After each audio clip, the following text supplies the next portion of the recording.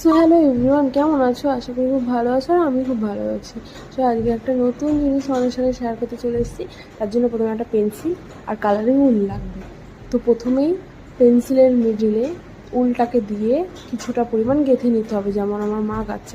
অবশ্য বলা হয়নি, এই কাজটা আমি করিনি, এটা আমার মা করছে। তো যখন মা করছিল আমি তোমাদের সাথে এত কিছু শেয়ার করি, এইটা কেন শেয়ার করবো না? অবশ্যই। তো এই জিনিসটাও শেয়ার করতে চলে এসেছি। তো তারপরে একটা ছুঁচের মধ্যে উলটাকে নিয়ে ঢুকিয়ে নিতে হবে। দেন আস্তে আস্তে এই উলের যে কটা রাউন্ড গেঁথেছে সেগুলোকে পুরোটাই ছুঁচের মধ্যে নিয়ে নিতে হবে। দেখো, প্রসেসিংটা তোমরা দেখলে বুঝতে পারবে।